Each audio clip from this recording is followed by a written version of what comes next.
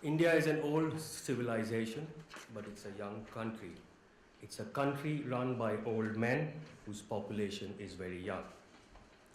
If India can empower its young, it will reap a rich dividend, else it will reap the whirlwind. The challenges are multiple: scale, access, cost, quality, and a state machinery that sometimes works very well but is often decrepit. Clearly, India needs multiple innovations if it is to get its human capital right. But for that, ironically, it needs human capital. The solution is also its key weakness. However, there is a lot happening, both in the public and private sectors, and I am delighted to welcome two people who have not only thought about these issues for like decades, but have very importantly been implementing major programs in health and education. Our first speaker, Dr. T. Sundararaman, is a physician who, after practicing at JIPMER for 2 decades, moved to public health and health systems, first in the central state of Chhattisgarh, and since 2007 as Executive Director of the National Health Systems Resource Center. He has been involved in a range of innovative community health initiatives and with the design and implementation of the National Rural Health Mission. Our next speaker, Mr. Dilip Tanjekar, is the CEO and founder of the Azim Premji Foundation. And in that role, he has a wealth of experience in thinking and working on a wide range of issues related to education, right from the primary level to the creation of the new Azim Premji University. We will start with Dr. Sundaram. Welcome.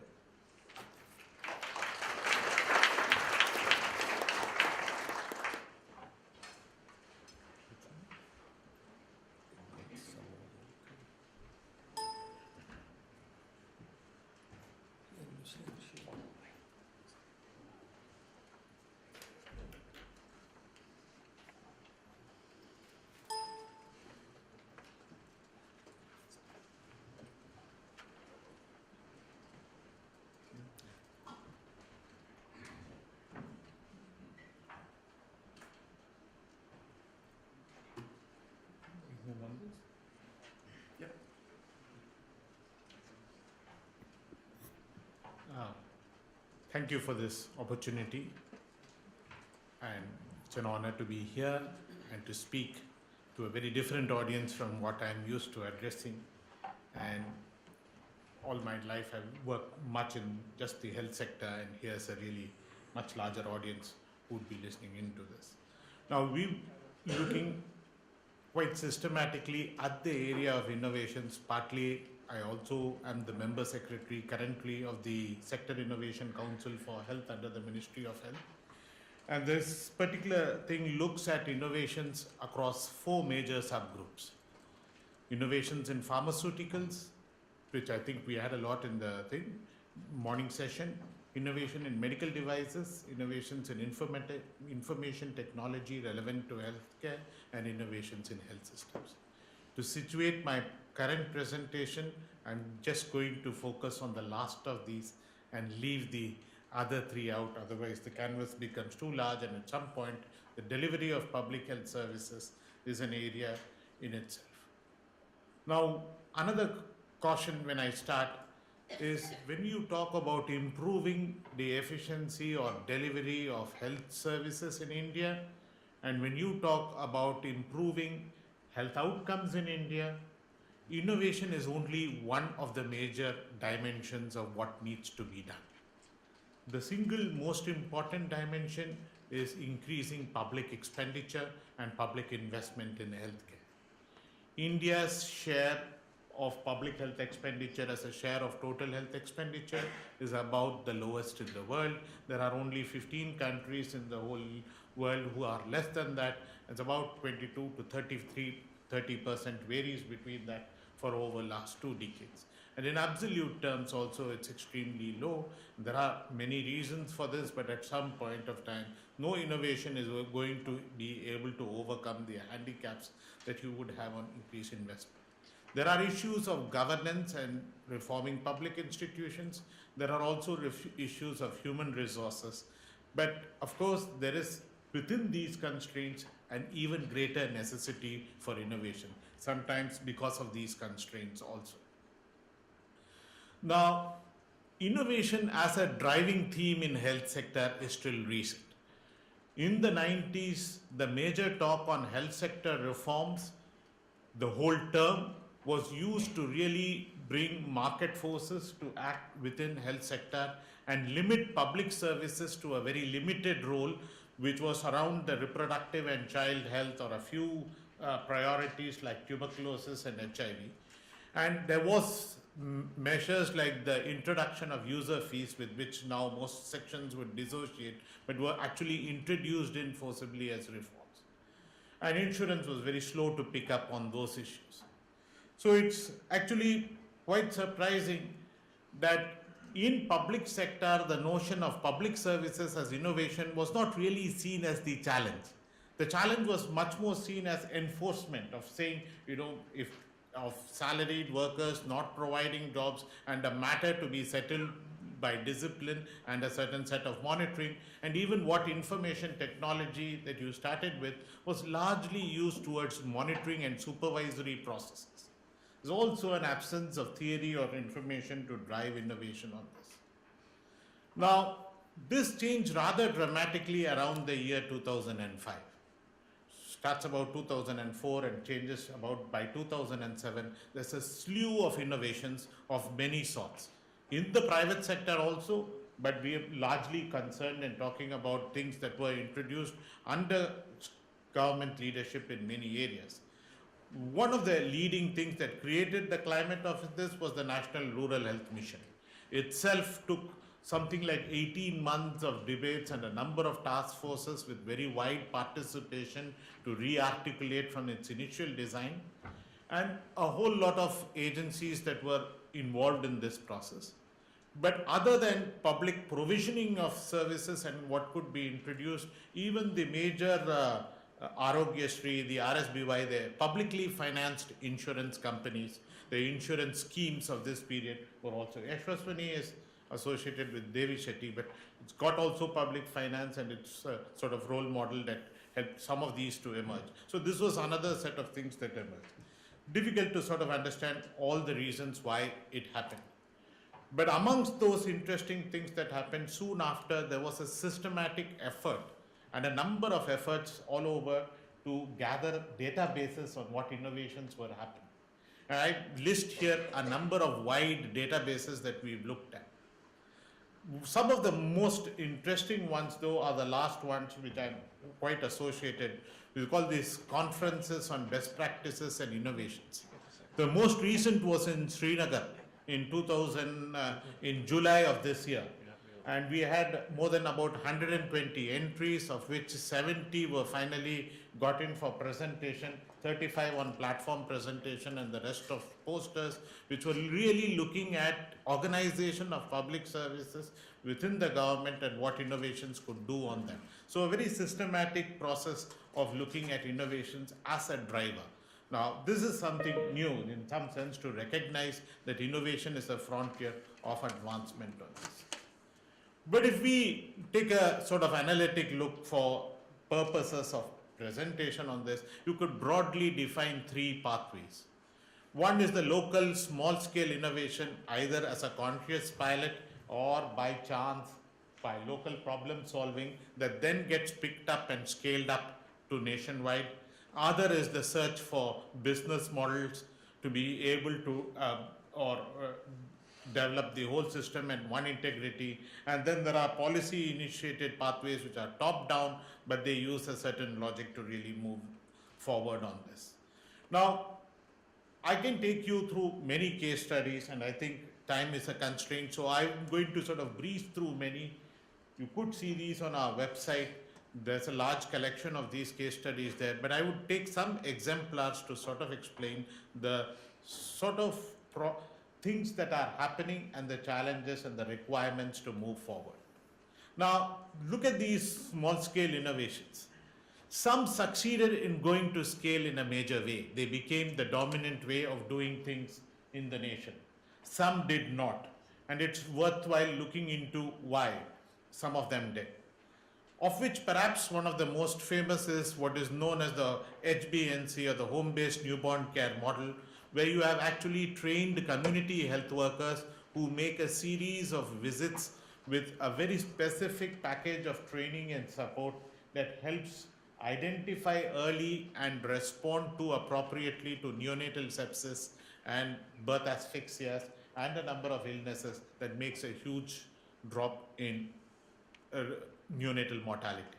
First piloted in 35 villages, it was systematically, as a proof of concept, it was systematically expanded to a number of blocks under non-governmental organizations, and then to another number of blocks with ICMR support, the Indian Council of Medical Research support, in non-governmental situations, then expanded to scale in Chhattisgarh in the Mitanen program, and then further extended to now more than 900,000 community health workers on this training path.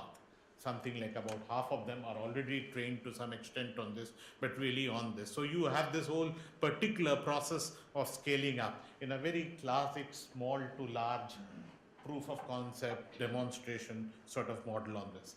There's a lot of literature on exactly the conditions and even the high degree of variations in performance across states on this very program, and what are the sort of conditions required for success. And another typical example was again what is known as the SNCU, the Special Newborn Care Unit of Purulia. This is a facility-based model for intensive neonatal care in a low resource setting. Pioneered first in Purulia, it was then first not considered the model for scaling up in the first 3 years of the mission. But as the ASHA program started flooding in referrals, and there was no facility with the capacity to manage the referrals flooding in, at 2009, this decided to go up to scale, and at this point of time, it's really expanding across every district in the country on this. This was another major innovation at this thing of addressing the gaps in specialists for emergency obstetric care, where short-term courses to medical officers was one of the things that were used. Things that did not scale up was the imported voucher scheme model, which was seriously tried out with USAID support in 3 major cities, and there were so many problems in actually doing it, it did not scale up. This is one of my favorite local models. Here there is, in a very remote district of Orissa, very challenged geographically, forest coverage, conflict zone with a lot of Maoist insurgency violence. You record one of the best utilizations of state provided free referral services for transporting sick people and pregnant women to the hospital. So about 70% of all people coming in availed of this service as compared to 30% in other places.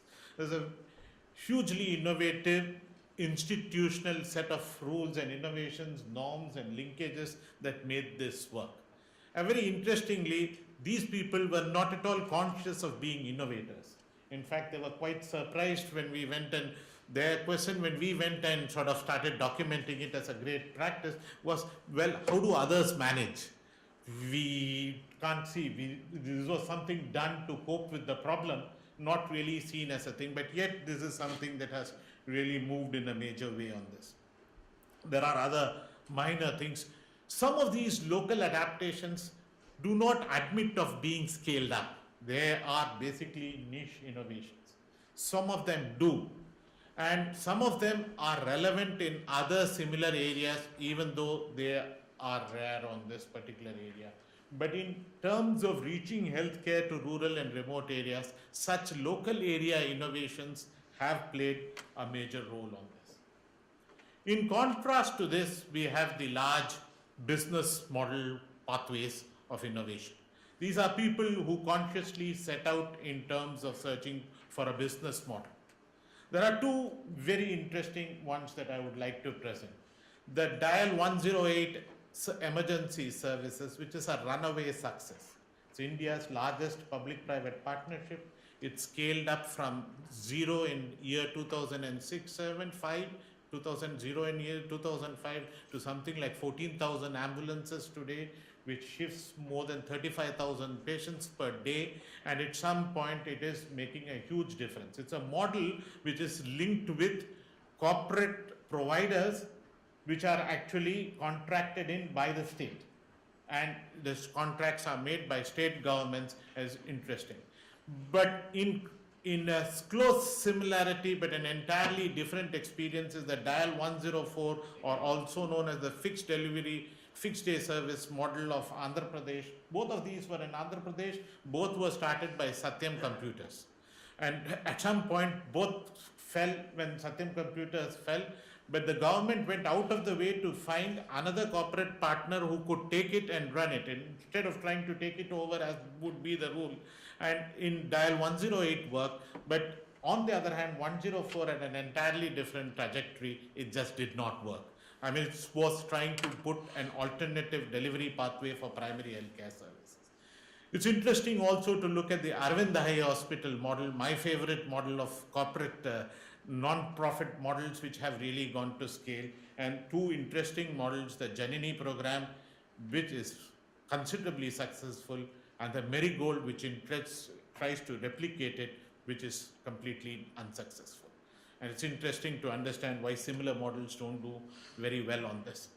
And it's interesting that the 108 service, part of the reason why it works is because it does not replace or substitute anything already functional, doesn't lead to contestation. It supplements and actually adds value to all that is ongoing. It's somewhat a takeoff of the 911 of US consciously, but having done so has gone with a slew of innovations inside which have made it far more efficient. The number of call centers, the number of ambulances required to meet same standards of care are far less in the 108 service, and they actually benchmark themselves to the ambulance services across the world and keep in the front line of innovation, constantly introducing new innovations into this. There are now 3 major providers of this, and the GVK itself now has rebranded itself as a not-for-profit hospital in a corporate social responsibility, but the other 2 are actually for-profit models, but who compete on an equal footing with this. And this whole system of how this innovation was tweaked is one of our great success stories on this. But this is another model. This actually looked for, instead of your standard primary healthcare sub-centers model, it looked at a mobile medical unit which would go from place to place, be linked to call centers, telemedicine linkage, backward and forward linkage to local providers. But it failed to sustain and failed to replicate. But the whole issue of this was, in some sense, this was sort of disruptive of the systems that was existing, whereas the earlier ones were incremental on the systems that were. There are many other reasons, and I'm not getting too far into this. The Arvind Eye Hospital is something that really manages volumes of care in completely innovative and sometimes bizarre ways. They can actually make a prediction for the total, and as very seriously they predict the actual outpatient attendance in every outreach camp and thing for the entire day by day for the entire year, using a program for that, because they allocate their resources so fine-tuned away. So they drive huge volumes and use the profit margins to cross-subsidize and reach free care to the poorest sections, and make sure, and it's a family-run enterprise, but maintains a very high degree of efficiency within this. Now, there are few models that have managed to do this. And you must remember that they maintain a very high ethical standard also. For example, conflicts in terms of kickbacks for referrals is not allowed. Unnecessary referrals as part of a way of earning is not allowed. So there's an entirely different ballgame. The Janani and Marigold were social franchisee models, but more about them later. There are other major models. The Chiranjeevi scheme you have heard of is a form of purchase from the private sector in Gujarat. The Rashtriya Swasthya Bima Yojana is a large insurance program Many of these you will find in the detailed text paper that I've submitted. Not yet clearly a winner. I would say the RSBOI has as much problems it creates as it solves. So there's a long way to go on it. And the Velugu program, or what is also known as the SERP program, the Society for Elimination of Rural Poverty program, is another interesting innovation. But this innovation is focused on preventive and promotive care using a social enterprise model, which is in about 600 villages of Andhra Pradesh. Of course, it's difficult to replicate because it requires a very high institutional capacity for it. There is a third set of innovations that are really institutional innovations, that are looking at routine problems of things like drug logistics, community mobilization, quality management in public hospitals. Doctors don't go and serve in remote and rural areas.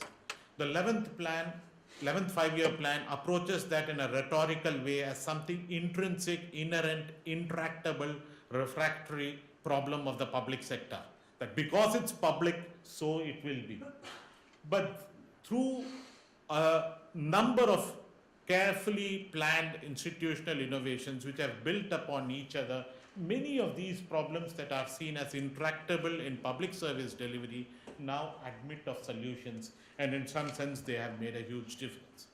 Of course, perhaps one of the best known is the Janani Suraksha Yojana and the Janani Shishu Suraksha Karyakram, which basically means related to maternal and child health, which has actually brought in more than about 10 million pregnancies into a financial protected, much higher quality, though still a lot of miles to go there in terms of service delivery in this. So there have been very substantial innovations in this period. Just a word on information technology based innovations. It's much talked about, but in the health sector, it's nowhere near the success it has had in, say, the financial sector, or say it has had in the other sectors on communication or telecom. The actual evidence in terms of better services, better programs, better quality is still not there, but there seems to be a whole lot of problems in this area. Of course, I was sort of amusedly looking first at the UK program, where they also invested something like 11 billion pounds, and after spending 6 billion pounds, they sort of said, oh, it doesn't seem to work for us. And now I'm coming in the news is all about poor Obamacare being stuck on the information technology. And maybe when I go back, I won't be so harsh about India's performance on this. I must say, if I were to just draw in a few general lessons, there are 4 general patterns of innovation. Those that involve community, those that are consequent on the introduction of technology, those that are looking at public-private partnerships and supplemental roles. We still don't have any good model in central delivery roles, and institutional innovations that help overcome problems of public service. Now, the drivers are local problem solving, critical learning from past experience and incrementing upon that learning, dedicated innovators. We didn't have enough time. Every innovation is linked to some figure who actually drove it. There's an individual associated with this, and developments in technology. And I must say that given India's robust and rather noisy democracy, I don't see too much chances for disruptive innovations. It's incremental innovations that can sneak through, but to have a complete system change is much more difficult. Innovations need to fit into institutional context. Market mechanism seems to be poor drivers, and imported models have done very poorly, and even new technologies need to respect and negotiate institutional context. And the big lesson that we sort of learning on this is that most of the central and resistant problems of public service delivery, which is perhaps all that we can afford when we are functioning at this level of the GDP as our total investment in healthcare, lend themselves to solutions. But because of mindsets of thinking about them, where you say things like, there is good plan but poorly implemented, or at some point you fail to really understand that there is ways in which we can overcome these problems, and the sources of innovation are many, they are unstructured, they are unpredictable, but the conditions for effectiveness, scaling up and sustaining are stringent and demanding. And there is a lot of things that are happening, and perhaps some of you could visit our next best practices and innovations conference that we hold. It's truly an interesting event for people in this theme. Thank you.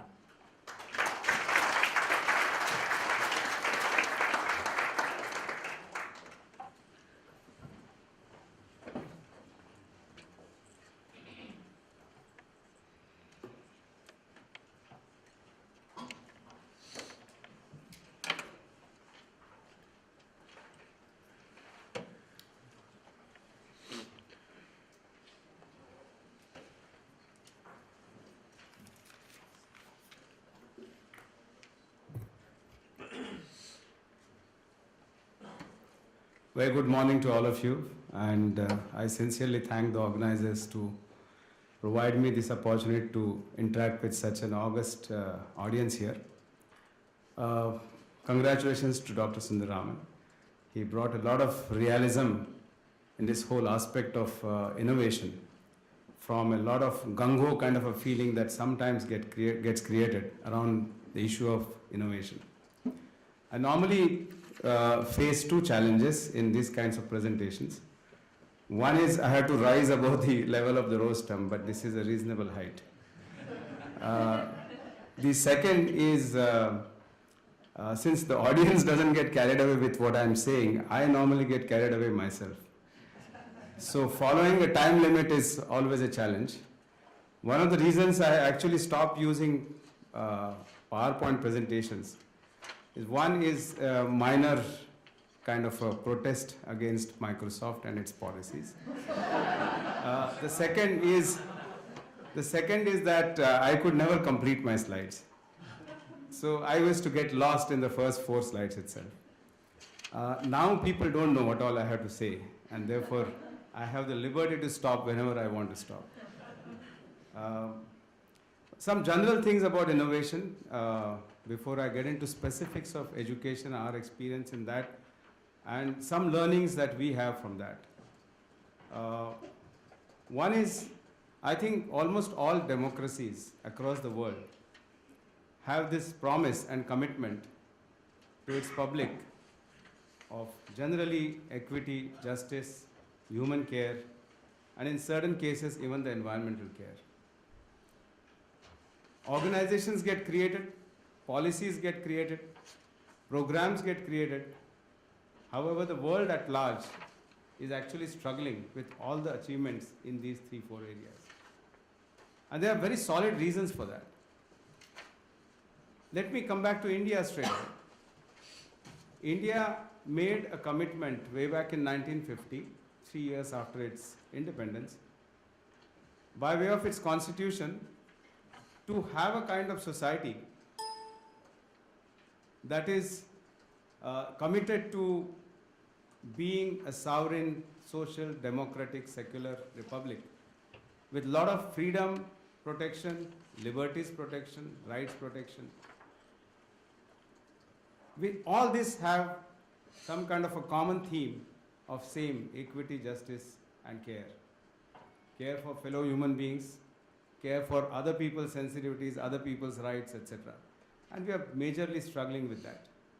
I would say that India singularly has failed in performing on most of the critical development indicators. And I'm not going to get into statistics such as how many children are anemic, how many women are anemic, what is our gender performance, what is the sex ratio. I mean, this all, everyone can see it on Google. But the issue is that today, after 66 years of independence, we have a population, almost about 68% or so, is below absolute poverty line. So all the talk that has happened in terms of benefit of the economic development, global liberalization since 91, 92, only about 10 to 15% people have really been the recipients of all this. And that's a very important issue. Today, a lot of thinking actually gets governed by this kind of status of the society, and it's a major loop that has got created in terms of how to rise above all this. Against this, the political and the bureaucratic scenario is probably the most disappointing. And I'm making general statements. There are exceptions, and there are more and more exceptions that are coming in some of the states. But by and large, the politicians are displaying absolute lack of will in terms of wanting to perform on any one of these development indicators. And on the part of the bureaucracy, which essentially was actually created to make this public delivery system and ensure that the policies, programs actually get realized for masses in the country, they have or they suffer currently incompetence, lack of integrity, lack of passion, and they have their own issues which are also responsible for their not performing at their optimum level. And I'll cover that little later on. So this is a general scenario. Now innovation, as probably Dr. Sundaraman said, small innovations can come and go like bubbles. But if you're talking about delivering a system for 1.2 billion people, the innovation which is outside the politicians and the bureaucratic system will not survive. It will not deliver benefits to the masses. Doing it in 3 villages, 5 villages, 600 villages is not the solution. It can, okay, there is another problem, and that is the best practices very often which get referred to are not really replicable. Because they have a very deep human setting, they have a cultural setting, they have an anthropological setting, and how do you, in order to replicate a certain principle of a practice to some other environment, you need to understand it in depth. It's like uprooting a fully grown tree. You got to simulate all the conditions that existed some 10 feet or 15 feet below the ground. And how do you do that? And very often that is one aspect that gets neglected, and therefore you find that most of the best practices actually don't work. Otherwise people say that all organizations would have been best organizations. All countries would be best countries if the best practices work. It's not that we don't have examples. Within the very public public education system in India, about 10% schools are very good schools. They're better than many private schools. However, a school which is 1 kilometer away from such best school does not want to go there and find out and understand why certain things are working in that school. And this is our absolute experience when we did several programs. I'll not speak about our programs. So coming back to the education system. Education system is largely derived out of our constitutional principles. And therefore in 1986, much later, almost about, almost 30 years later, we had actually a policy that came in, which was a result of a lot of thinking, lot of debate across the country, and finally the parliament has been passed. Today, 99.99% people in education do not know the policy. They don't know the policy. So if you ask a teacher or a headmaster, that is a principal, or a block education officer or a district officer, do you know what are the fundamental goals of education policy? That person will not be able to answer you. He has no clue. So when you don't have the perspective of the policy framework, and the same thing is true for the National Curricular Framework, which deals with the whole philosophy of why education, how education, and how do we know whether education is happening through several methods of assessment, it is not known. Even the educators are unaware of the National Curricular Framework, its intent, its import, and how it can actually be converted into a classroom situation. Now it's a very serious situation. So there are issues on the supply side, and there are issues on the demand side. Serious issues. On the supply side, some progress has happened, some basic progress has happened in the last about 20 years. In the sense that India today has the largest network of schools, 1.4 million schools. And every village, there are about 700,000 villages, and the villages further have habitations. Every village has a school, primary school, within about 1 to 3 kilometers of distance. This was absolutely necessary because infrastructure in India is pathetic. So there are issues of girl-child security, there are issues of people being required to walk, etc., etc. But subsequent to the primary education, there are still very severe issues because a high school is about 10 kilometers away. A college, which is in Indian parlance, which is education after 10 standard, is about hundreds of kilometers away because there are 16,000 colleges across the country and there are about 700,000 villages. So you can imagine the proportion that is available. However, this progress has to be leveraged. Now, what is happening is that today the government is actually reviewing its own policies in terms of the economic viability of these 1.4 million schools where close to 220 million children are studying. Now, China has roughly approximately the same number of schools, same number of children, but they have half the number of schools because their model is different. Much larger schools, higher quality of infrastructure, transportation available, residential schools, etc., etc. So I'm not here to compare actually what is happening in other countries, but this is one kind of a progress. But 65% of these schools don't have a functional toilet. Almost about 40% of the schools don't have a basic drinking water facility. So this doesn't speak good about these schools. Second, the issue of institutions that have been created to manage these schools and to ensure that quality education actually gets transacted in these schools. Almost about 70% of these institutions are dysfunctional. Now, there are 3-4 kinds of problems. One is the institution has been created, but there are no human resources appointed there. Second, human resources are appointed, but they are not competent. They are not recruited on the basis of their competence, but just to fill up the number. But even that number is not there in about 70% of the institutions. Third, the institution is used for a completely different purpose than why it was created. So there is an institution called a cluster resource coordinator. Very interesting name. It is supposed to provide quality academic support to about 20 schools. However, the cluster resource coordinator and the cluster resource person, this is just an example, is primarily dealing with administration because they don't have the competence, nobody actually supervises them, and all that they do is data collection, which is not their job. Now data collection, now that is where technology can be used. But technology is not used for that. They are trying to attempt to introduce technology right into the school for a direct child. And I'll speak about technology separately because we were the largest digital learning resource developers till 2007 in 18 languages. But right now I'm not going to speak about that. On the demand side, the understanding on education by different stakeholders is so diverse that there is no coherence in that. And therefore, this is one of the things that really struck me when I went and studied the Finland system. I found that everyone was speaking the same language. Whether it's the government office, whether it is a textbook making institution, whether it is a teacher or the school leadership, everyone was talking. Parents, for example, they all have a shared view about what education is all about. Now, here different stakeholders have a different take on what is education.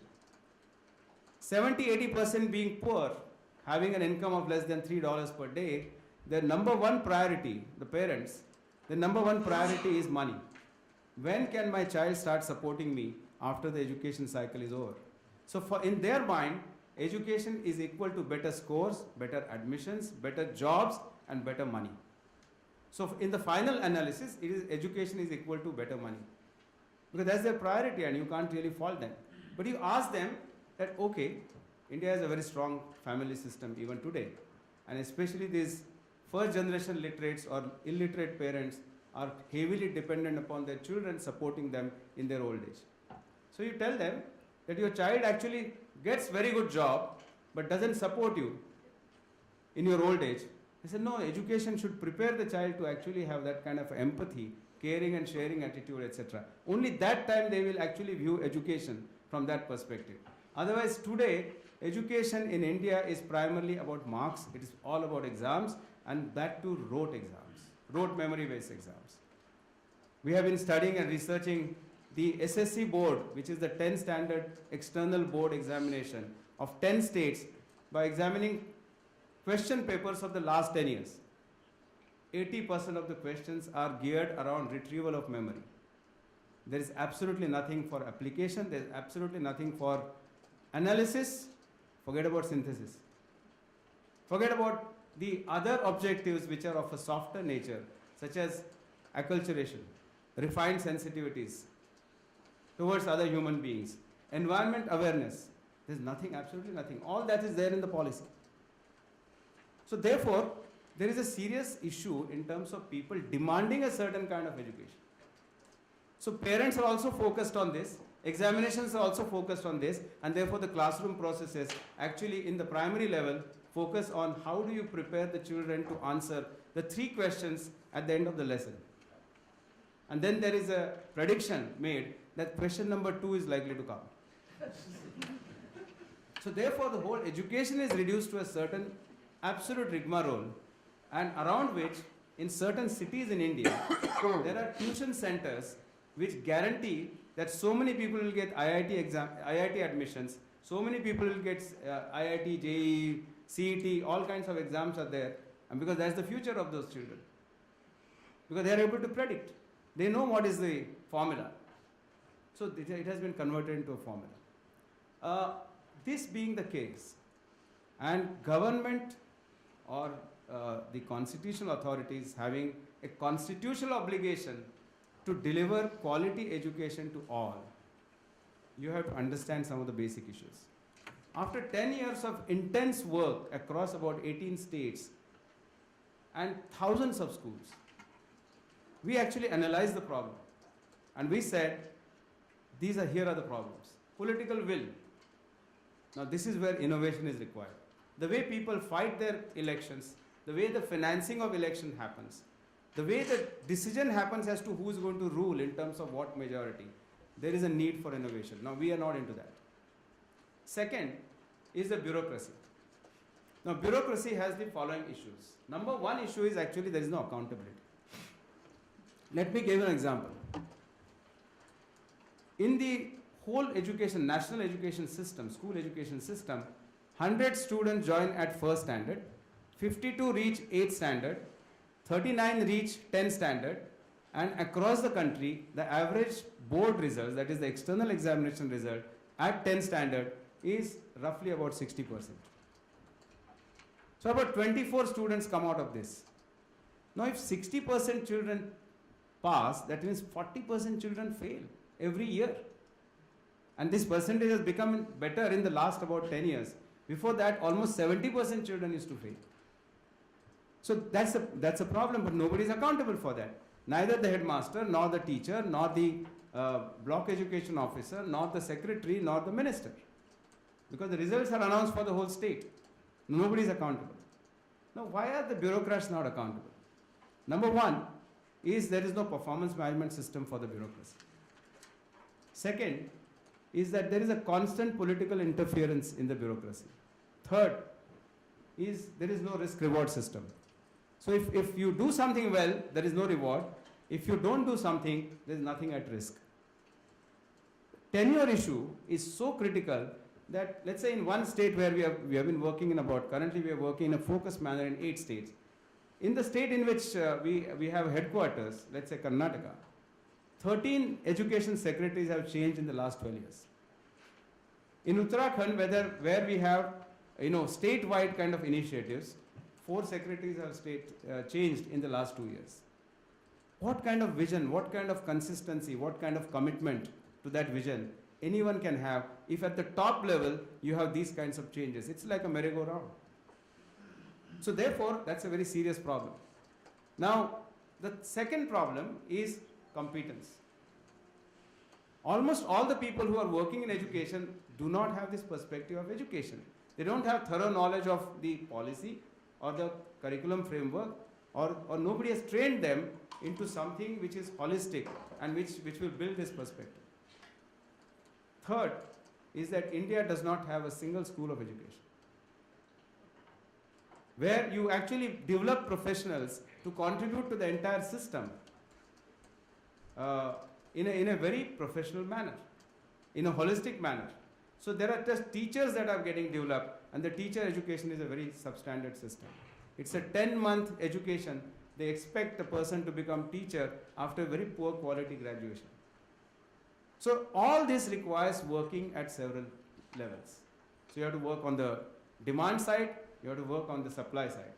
You know, when we decided way back in 2008, 2009, when Mr. Premji decided to set aside significant part of his wealth for this, I went about conducting some kind of an informal survey with a lot of bureaucratic leaders, let me not call them bureaucratic leaders, the IAS officers mainly. What can we do together? We want to contribute to the state in a very significant way. Not monetarily, but in terms of effort, which will eventually mean money. So what can be done? Almost all of them said nothing can be done. They have resigned because they know the system too well. So if at all you want to bring in any innovation in education, it has to be at this structural level. And we keep debating within our foundation all the time that if you are going to do something with a lot of investment and a lot of pressure, which will go away after 2 years because you exit that program, hoping the education department to really take over, it's not going to work at all. The moment the pressure is gone, the moment the concerned people are gone, it comes back to like the dog's tail. It comes back to the original position. And that's not what we want to do. At the same time, we don't want to create something which has so much of an investment which the government can never dream of replicating. So therefore, we actually decided to take this in a fundamental way. And the Arvind Eye Clinic issue is very important. Why? Because they don't look at it just an eye care. They want to address this social issue of the problem of vision for several thousand people every year. So your vision has to be beyond that particular item that you are trying to address. So we actually set aside a vision of social change for ourselves. And therefore, whatever we do is actually from that perspective. It is not just doing something in education, improving the learning levels. I mean, that's a very important part of our agenda, but that's not the only issue. So therefore, we decided to set up Azim Premji University to develop these well-rounded professionals, social change agents, both in education and development, who will guide the way. The second, we decided to have an institutional presence, not programmatic presence. Very important. It's an ongoing, eternal kind of a presence where you work with people at the district level all the time, and it's not just training and development kind of a model where you people call for about 2 days or 5 days and then you forget about it. It's an ongoing involvement with them. It contains both field and forum. So it's a very intense activity. Then only you can see the results. And we know that results will take a long time. The third is how do you create quality awareness among the stakeholders. So we are floating quality frameworks, which are like the PCMM types, the People Capability Maturity Model. The Capability Maturity Model we find has a lot of applications in this kind of a softer sector. And therefore, we are actually working out on a school maturity model, district institute of education training maturity model, teacher education institution maturity model, etc., etc. Through this, you are creating a quality awareness among all those stakeholders, and we are taking it down to the community to basically tell them what is your right. The Right to Education Act has actually facilitated. Now we officially telling them that this is what you must demand. So this kind of a overall comprehensive working is required to be attempted.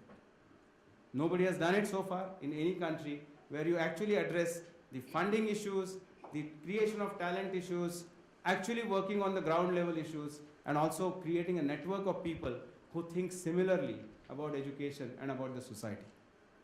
So this is a well-rounded kind of an effort that we are trying to implement. We are aware that it is going to take time.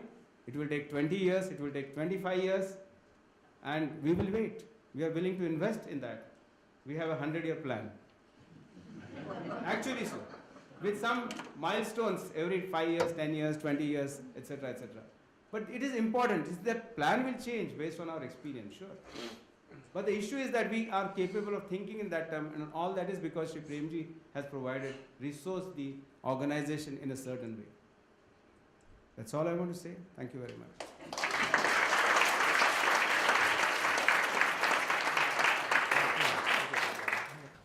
This floor is now sort of open for questions.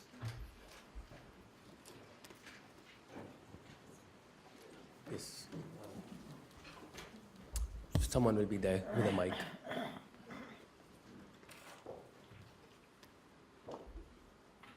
Yeah.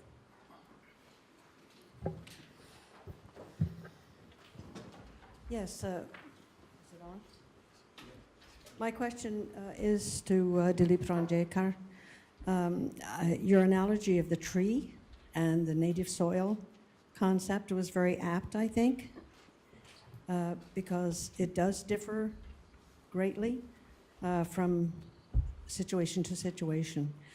I do have a question, though. It wasn't quite clear to me whether policy is a matter of implementers not knowing the policy or not following the policy, ignoring the policy.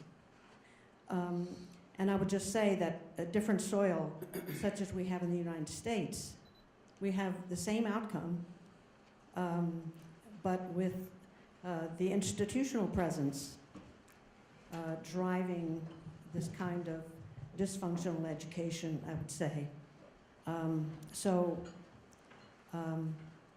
Do you have any insights for us in the United States in terms of educational policy and changes that need to be made?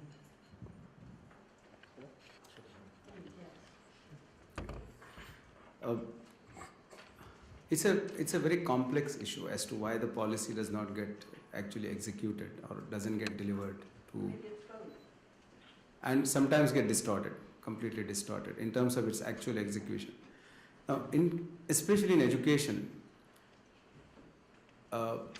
quality education will not come unless you have quality people, unless they share a certain understanding, deeper understanding of what education is all about.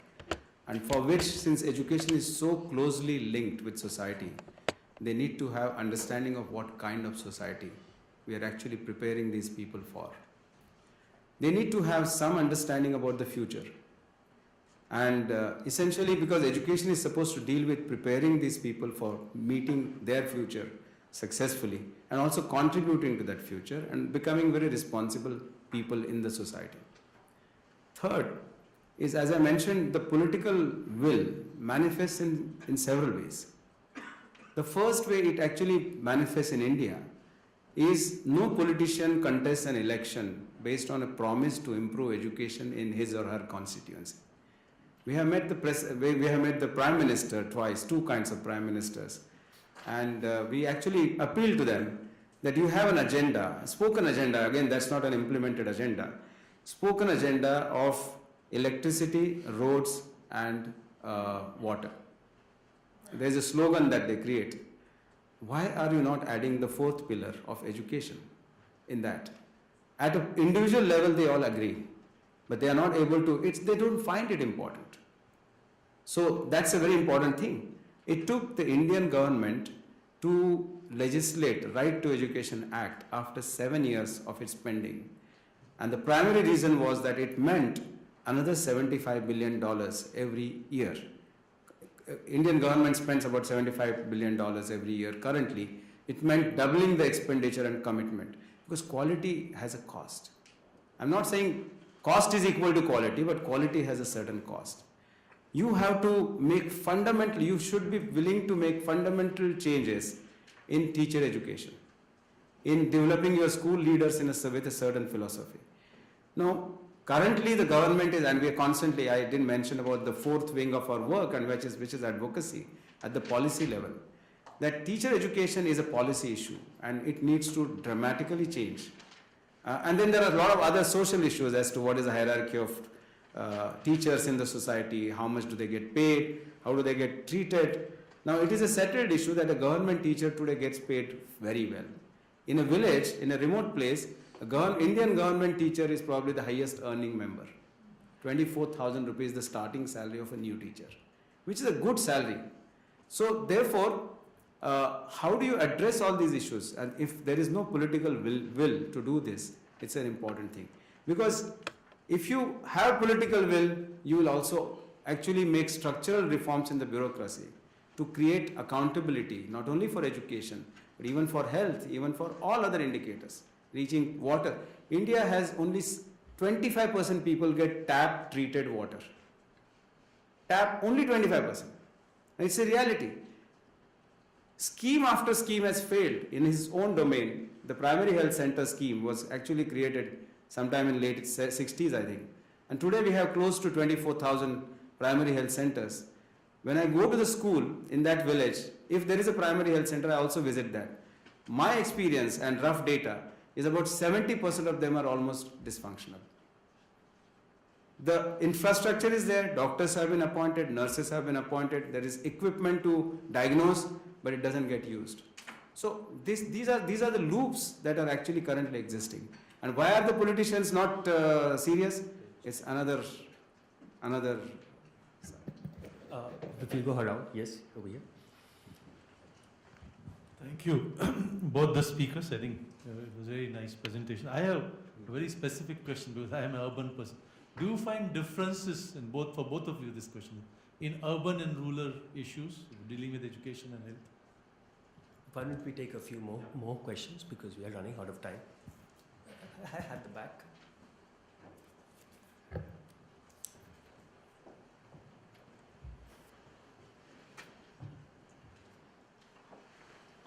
All of the states in India are so unique, and they have all of their own challenges regarding both healthcare and education.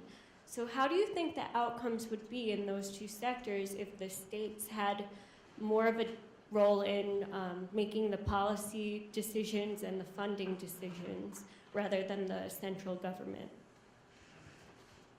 Yes, over here.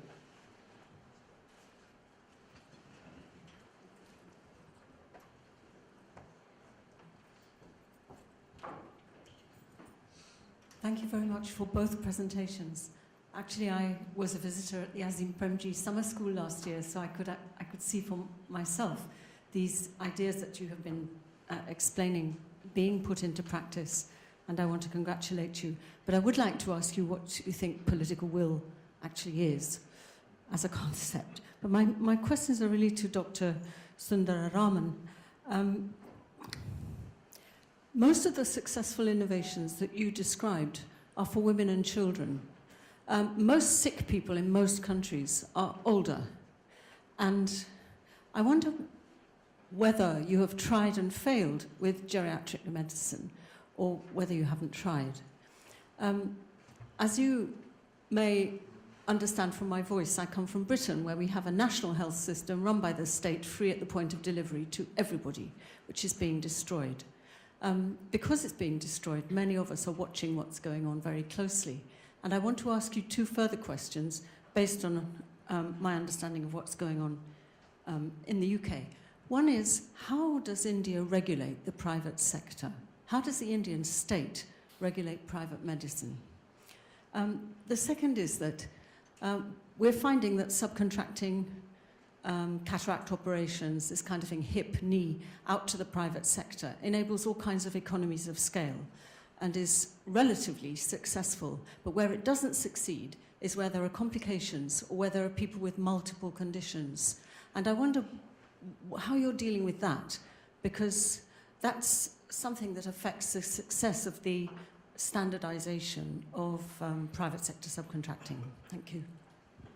I think there was one there at the back. Yes, that would be the last one.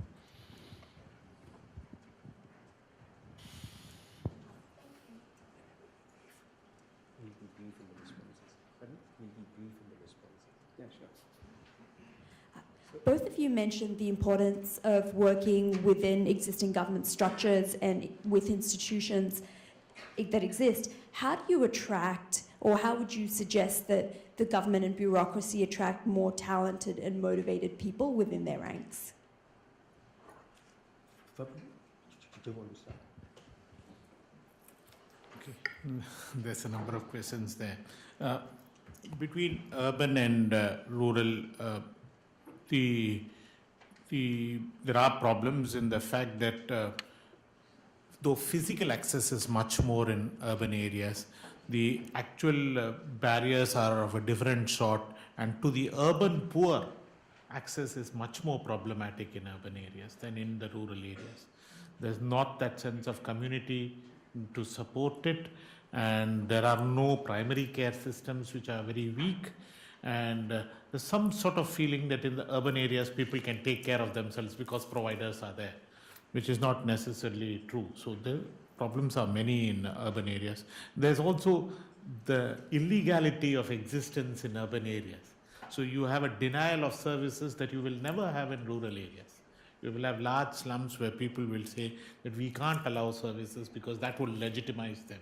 And there is therefore an entirely different thing. And there are different types of vulnerability, homelessness, street children, the different types which really, so the urban milieu, we are still sorting it out, is quite a mess. It's a very challenging area.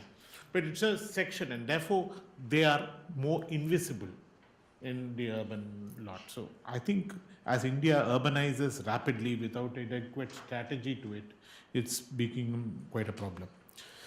On the issue of why are our examples on women and child? Because public action is almost limited since the 1993 period to reproductive child health programs, child survival and maternal health programs, your public health programmatic intervention, and a few disease control programs.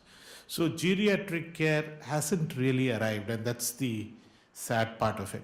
In Kerala, there is some good initiatives that have started up. Here and there, you would have some pilots that hold forth, but nothing remotely that would be called a geriatric care model. And there are many states which have done an epidemiological transition. They are having many old people, Punjab, Himachal, Kerala, Tamil Nadu, but we've been very slow to start on this. The private sector is very poorly regulated. With great difficulty, a very dilute law called the Clinical Establishment Act has been adopted. It's recent.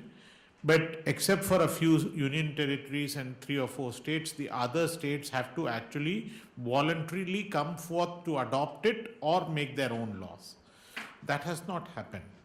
So in some sense, this major limitation is there, that the private sector's cost, quality control, matter of ethics, regulation, very poor. For example, you take something like the Medical Council in Britain, the number of doctors or providers it takes action against for malpractice or wrong practice or negligence. In India, there's almost no instance. So the actual regulatory, internal professional regulatory bodies do not play regulatory functions at all. They play some sort of gatekeeping functions, which also on a very questionable nature, but they not been, and we have been having major problems with both the professional councils and the regulatory issues on this. And the states certainly have a role, but it's been very differential across them. Some states traditionally, health of some sorts has been a political issue. The major example in this is Kerala and Tamil Nadu. And they have, Tamil Nadu's comparable, Kerala's comparable to Sri Lanka and Thailand on many indicators. There are issues, it's much more reproductive child health focused and much less general than the other models, but they have a certain political will, and states do spend substantially on this. But I'm afraid most of the other states do not make the expenditure. But potentially 65 to 80% of all health expenditure, public expenditure, is by the states. But it goes, the sole size of the cake is so limited that other than sort of being able to maintain salaries of current staff with the pay commission increases accounted for, there is no space for introduction of new programs, and unless that is one of the major issues on this. So the NRHM actually opened up a window of financing to health systems, which has its problems because it's central funding, but in the absence of state funding, it's an issue on this.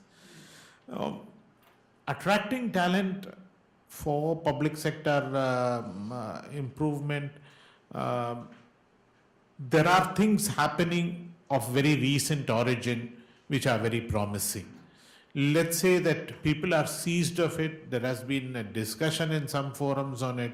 There have been organizations like the one which I come from, specifically created where they can be placed somewhat outside the government but still with enough purchase within it, where you have a much greater free. They do not need to become formal civil servants or be recruited to join the program. There's an easier flow to be able to take in talents. Partnerships of knowledge partnerships are also growing in scope. So there are things happening in these resource centers and agencies. I'm afraid the cluster resource center was one such innovation, but then there are problems that it did not cross in education. But potentially there are some spaces opening up, but not enough. Not anywhere required enough because of this whole, it gets locked in. You are recruited into the government at its junior most position, and then only by seniority, which is age related, and this you get into positions. There are no lateral entries. There's no thing. It's changing, but ever too slowly. You know, the urban-rural thing, in terms of quality, it is actually almost the same. Quality of education is same, but surely there are other dividers, like urban-rural is definitely one divide. Gender is another, girl and boy. The third is socio-economically advantaged and disadvantaged. Now, these three groups, if you say, and if you actually analyze the statistics, there is almost a 20 to 25 percentage point difference in terms of enrollment and dropouts. So the dropouts for girls, for example, are 25 percentage point more. The dropout for the socio-economically disadvantaged sections are 25 percentage point more. So these are very fundamental, but the quality of education at both the places is actually same. In fact, in some of the rural cases, the quality of education is little better than in urban areas. So the municipal schools, that is what they are referred to in urban areas, they are significantly lower quality. There are exceptions. I'm making a general statement. The second is the uniqueness of the states. Now, more than the uniqueness of the states, the issue is actually uniqueness of an individual who is providing leadership at a given point of time. And many times I am asked this question that which is the state which is most responsive and which is the state which is high on quality, low on quality, etc. So our experience is that it all depends upon who is the person in charge. So it is so much individual driven that many individuals actually have been able to, including at the central Ministry of Human Resources and Development, if there is a certain additional secretary or a secretary, that person is able to drive certain initiatives much better. So these are the key differentiators. The political will, as I mentioned, would get, number one, accepting that this development criteria or development indicator is an important one and driving that with a single-minded focus, number one. Number two is creating resources for that. Like he said, that every state actually contributes, even in education, it contributes up to about 80 to 82% of the total expenditure. Plus the entire education is almost governed by the state. Though it is a it is a concurrent subject. The issue is that state decides the curriculum, states appoints teachers, state decides the deployment of teachers, and state decides construction of schools, conducting of examinations, everything is decided by the state. So therefore, very little actually influence really comes from the center. So the states really decide. And the states decide, you must have heard the term Bimaru states. That is, these are 6 states, not 6, sick. So these are states, they have become Bimaru because also they don't have their own resources, they don't have their own funds. The industrializations, the basic source of earning is so low that they don't have anything to spend on. So that's what he mentioned, that spending depends upon how much the state is able to really afford. How does the government attract talent? You will not probably believe this, but a government job even today in India is valued much more than a private job by most people.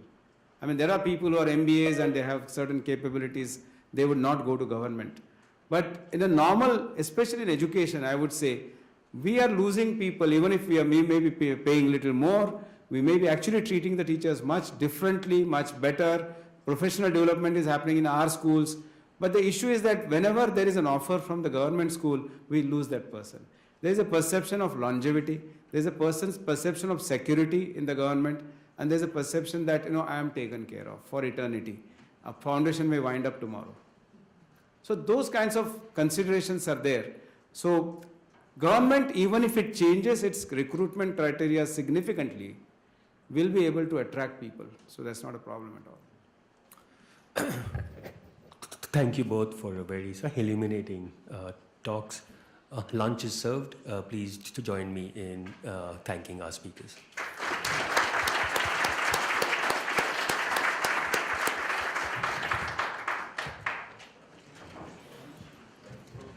Please be back at 12:40 for the next keynote address.